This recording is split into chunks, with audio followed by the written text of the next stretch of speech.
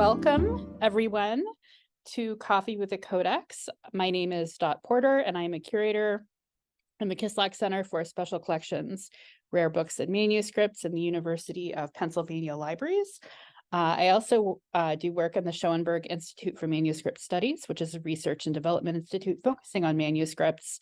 And part of my work is outreach. And so that's what I'm doing today.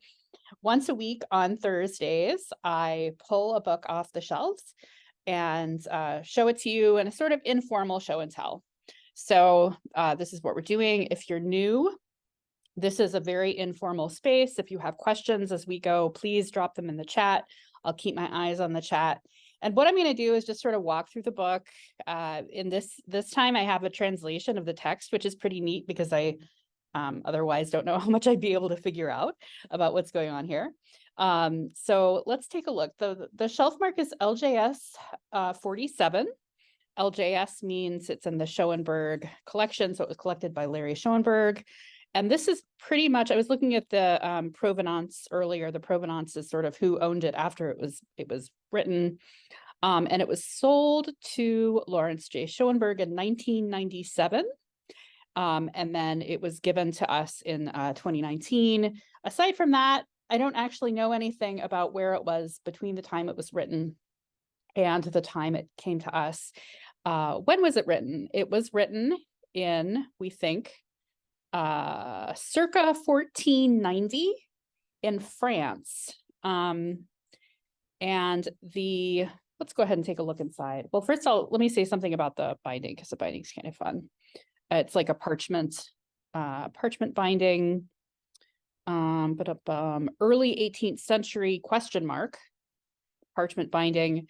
And it's got cord clasps. So here there's this little loop that you could even, I'm not going to do it because I don't want to sort of pull it too hard, but you could sort of pull, you can see how this would have been pulled around and held it shut. The cord clasp here is missing, but we still have this sort of little button. So that's sort of how it was held together. It is written on paper, which is one of the ways that we're able to date the manuscript, because paper has watermarks on it. Watermarks are made when the paper is made. The paper maker basically takes the slurry of the paper, the stuff that the paper is made out of, linen or wood pulp or whatever it is, and puts it on a wire frame. And in the wire frame, they will make, or they did, had sort of a decoration in the center that said that it was the paper, it was their paper that they made. And paper makers came and went. And so you can often both locate and date paper by looking at the watermarks. I'm not in a position to sort of show that to you now, but I do know that that's how we know that the paper was from France, northern France. The style of writing, however, is Italian. This handwriting is sort of humanist, based on Carolingian script. So it looks, it's sort of a Carolingian humanist script of the type that would have been written in Italy. So we could be talking about French paper in Italy. We could also be talking, probably more likely, an Italian scribe, or a scribe who was trained in Italy going to France and writing this book. So what is the text? The text is a music theory treatise by Boethius, who wrote in the 6th century, called De Institutione Musica. So Boethius was very interested in translating Greek into Latin. So bringing the Greek learning into a Latin audience. And so he did a lot of translations. And in this case, he is taking the Greek musical theories and rewriting them for a Latin audience. And so that's where we get the text from. There are 5 books in the text. This starts, we're missing something at the beginning. So this is not actually the beginning of the text. We're starting in the middle of a sentence, but this is book 1. I think the prelude to book 1, we'll see. So that is what is happening generally here. The reason that I like this text is because, oh, I didn't even point that out. Yeah, Joyce says, good to have the Greek and the Latin together. In fact, there is Greek. Oop, come on. Come on. Why are you not? There we go. There's Greek writing with Latin in between there. So he's actually, there is some Greek writing in here, but it's mostly in Latin. It's music theory, so there's no musical notation in here, but there are a lot of really interesting diagrams. And so one of the reasons I'm really happy to have the translation is because it also includes descriptions of the diagrams and what they are. So that will be very fun when we get to it. The sections of the books are quite short. So here we have section, here's section 4 and 5 and 6. You can see the numbering there. So they're quite short. And the titles of these, let me switch over to the translation to have a look. So I'll pick one. Here we go. Section 10. And we can see, let me zoom in here to get a little closer to the text. There's something about Pythagoras. We have Pythagoras being mentioned here. So section 10 of book 1. Let's find it.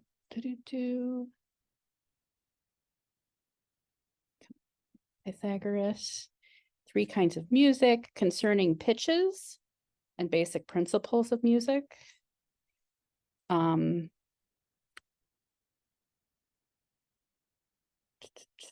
So 10 is, in what manner Pythagoras investigated the ratios of consonances. So the Greek musical system, which Boethius is writing about, was based on the idea of, and if there's anyone out there who knows more than I do, please come in, because my knowledge of this is rudimentary at best. But it was based on scales and the spaces between notes and how different notes sounded together. And there was this concept of modes.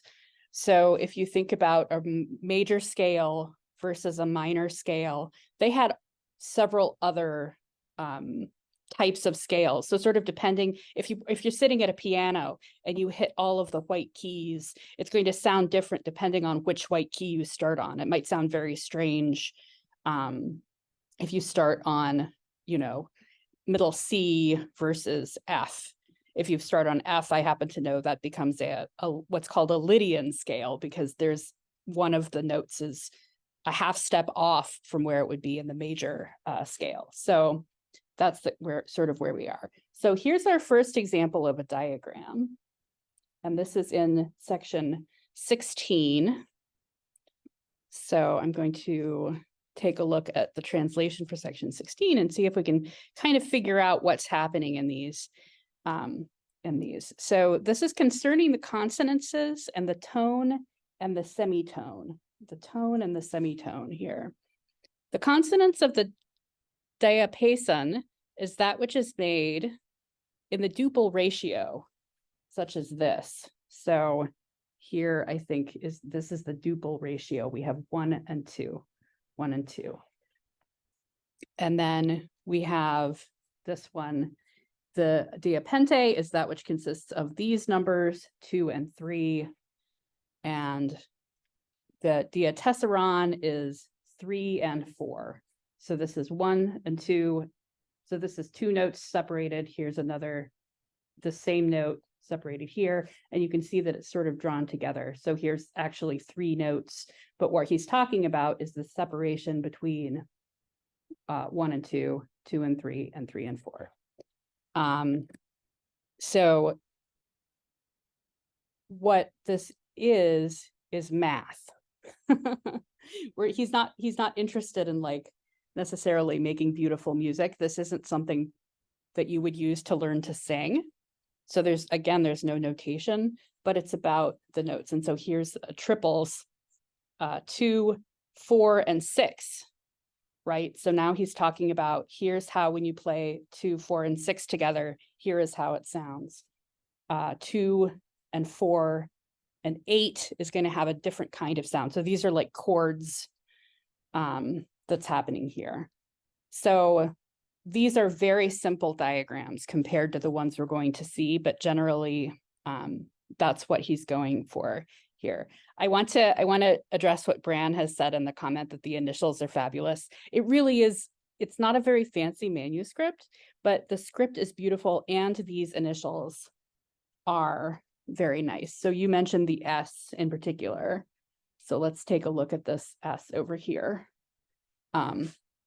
You know, clearly the scribe is taking some joy in this. I also want to point out, this is sort of, we don't always see this, that books, it's not like there was one scribe who was going through and sort of writing everything at once. There were stages that scribes would go through. So somebody would write the main text first, and then in this case we can see they wrote the black text or the dark text, and then they came in and did the rubrication, and then somebody came in and did the initials. And this is almost always where the order that it goes in, but you can see that they did the rubrication before the initial, because the scribe just decided, I'm going to make my big beautiful S, and I don't care that there's text there, I'm just going to paint over it. So the blue is really over the rubrication there, and you don't always see that. So I'm going to go in. Ooh, yeah, this is even better. This is the S. I think that is this the one you were talking about, Bran? That's an S too, which is pretty neat. So even though this is not like a gorgeous illuminated manuscript, there's still room for beauty. And I actually think the diagrams are beautiful too. Here's another. I think we should just start looking for funky S's, because I think those are pretty neat. Oh, and that was the one below it. So sorry, I totally missed out. Okay, so here again, here's some more sort of tables or lists of, I think these are modes. Actually, you know what? I can find out what's going on here because I have the translation. So this is book 20. So let me take a quick look at 20. All right, concerning the additions of strings and their names. Oh, in the beginning, Nicomachus reports, music was truly simple, since it was composed of 4 strings. It continued in this state until the time of Orpheus, and then they're adding more strings. Okay, so what these are is sort of, we've gone from 4 strings to, what is 1, 2, 3, 4, 5, 6, 7 strings. 7 strings, 1, 2, 3, 4, 5, 6, 7, 8 strings. And let's see, hypate. And you can see that he's not even translating from Greek, he's transliterating here. So we have similar, let me zoom in so we can see this. So going from 7 strings to 8 strings, and which ones are the same? So I guess hypate, par hypate,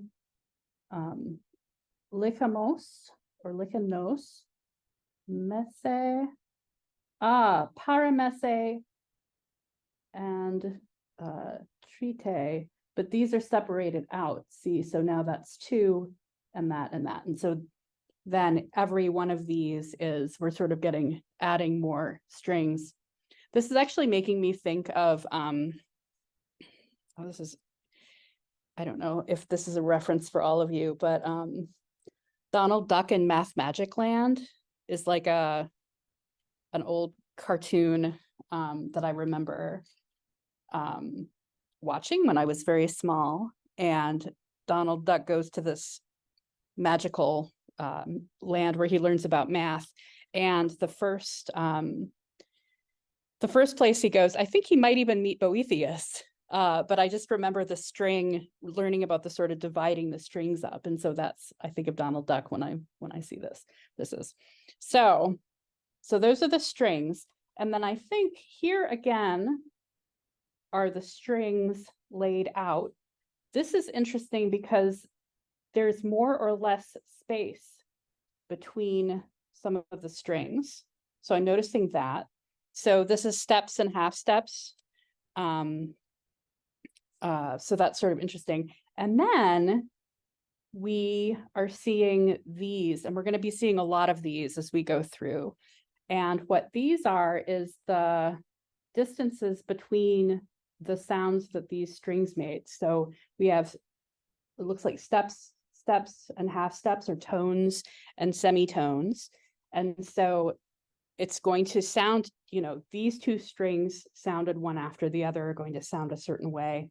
And here, and then these, they all have their own names. So he's gone from sort of what the text said, going from 4 strings to more strings. And then here's how it all sounds together. So that's pretty neat. And then there's just going to be more and more of these. So that was all 20. Let's see, 20, and then 21. Ooh, so much. Oh, I skipped it. Here we go. 21, concerning the genera of song. So now that these things have been explained, now that we've heard all about all of this, the genera of melodies should be discussed. So now we've gone from talking about the sounds between the strings to how you use that to make melodies.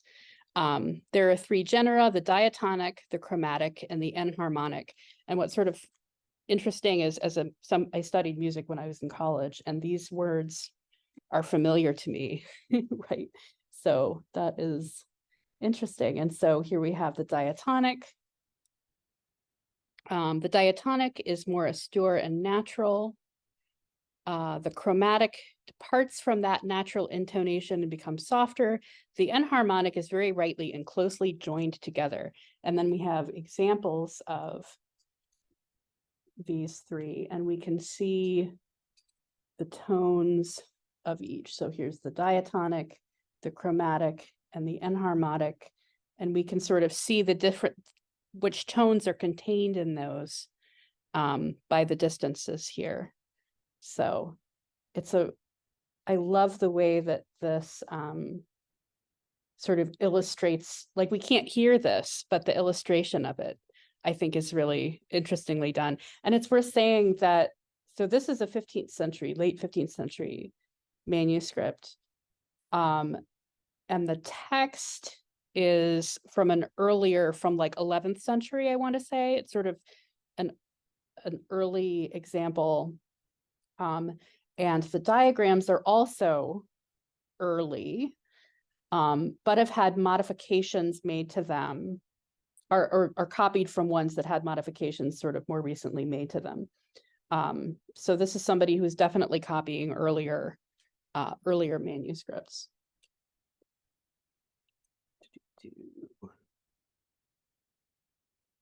Let's see. So we're going to be seeing more of these with the strings, and then are we in?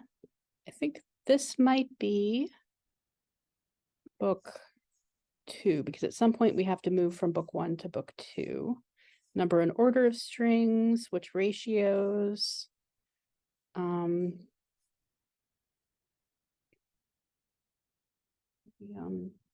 4.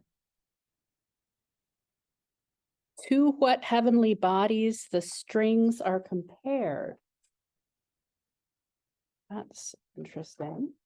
27. 24, 27, to which heavenly bodies the strings are compared, is interesting. There's one assigned to Saturn. The Paraphite is like the orbit of Jupiter. The reason that I think that this is interesting that they're thinking about this is because in religious spaces, we talk about the music of the spheres and this idea that the universe itself makes sound with the spheres. And I think that that's what that is talking about. So that's interesting to me. Let's see what is happening here.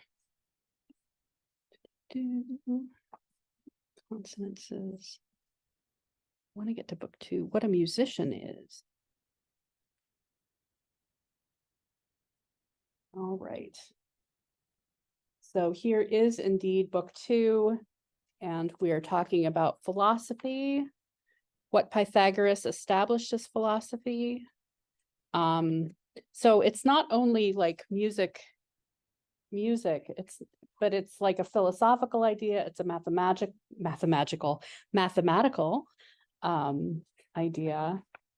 And I need to move faster. I'm sorry, because there are more of these sort of diagrams as we get further on. Arithmetic, geometry, harmonica. Not sure what harmonica means.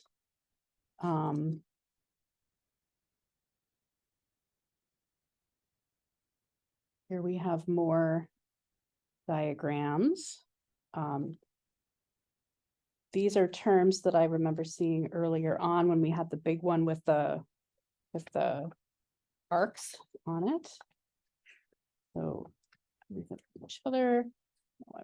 Here we go. Get more of these diagrams. So we're in quod semitonus. There we go. Because these are the ones that I really want to kind of see what is happening here. So this is 13.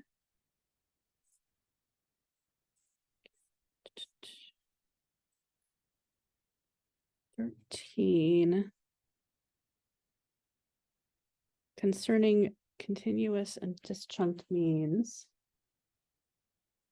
And I wonder if we're in a different book now. Let's see, 13.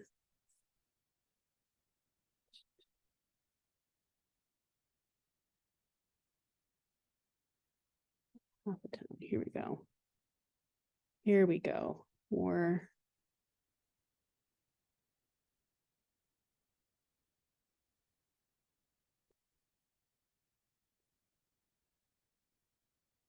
All about ratios. The minor semitone is larger than 2019, but smaller than 19.5 to 18.5. So that's what, so now we're really getting into the nitty gritty of the mathematical. I keep saying that, I never should have said that, mathematical part of this. So we're looking at how much space is between the different semitones. I think is what is happening here. But honestly, I just kind of like looking at them because they look pretty neat, even if I don't really know what's going on. So here's another, here is our 2 more of these. And now we're identifying, it looks like we're starting to identify tones by their numbers. So A and E and B and F, but I don't know what P is. Oh, and L and N. Okay, so maybe this isn't like the numbers of the scale. This is some other numbering system. But we have the different tones together here. Let's see. Lots of different, it's like he's figuring out all of the different ways that the tones can work together. And something that I thought was interesting when I was reading about the type of music that he's describing, it's not even the harmonic. So a melody is sort of one line of music that's played by itself, and harmony, when you think harmony, is several different, or one or more, I guess two or more different lines of music being played together in harmony, is how you would describe it. And in Greece, apparently there wasn't harmony. There was melody, and if you had an instrument or voices playing together, they would just sort of parallel each other. And so all of this, it's not that you're playing the sounds together. It's that you would play one after the other. So a third wouldn't be two notes played together to make a third. It would be, I play one note and I play the next note, and that's my third. And then, that's my fifth, or that's my seventh, depending on how many notes are separating them. Which is, I didn't realize that. I sort of assumed that everything was harmonious at some point. But that also adds a little bit to looking at this. What we're talking about is sort of moving from note to note. And maybe the arcs express that a little bit, that you start here and you move here, you start here and you move here. So there's a sense of movement. Anne says Pythagoras was not only a mathematician or interested in music, he was also a bit of a mystic. I didn't know that. I don't actually know very much about Pythagoras, except that he had a theorem. I have heard of his theorem. So this is an interesting, and this looks even more mathematical or geometrical, really, than the other ones. I think because the line is maybe diagonal, so it makes me think of a triangle almost there. I'm just gonna, because we only have a minute left, so I will page through just a little bit more, but we can really see how these are getting more and more, there's a whole lot going on in these diagrams. And I wish I had more time to really dig into it. But I sent you the translation, so if you want to, and I'll be sure to include it also when I put the here we go. When I put the video up, I'll include the link there. So these are really fascinating, and thinking about the relationship between, theory as separate from musical notation and the kinds of music that they would be like singing in church, for example. And also the connection with the music of the spheres, and how they thought about music as part of natural philosophy, which is probably where this fits in. It's just another example of how medieval people just thought very differently about the world than we do, and it's worth learning a little bit more about that. So it is time. Certainly medieval. What's that?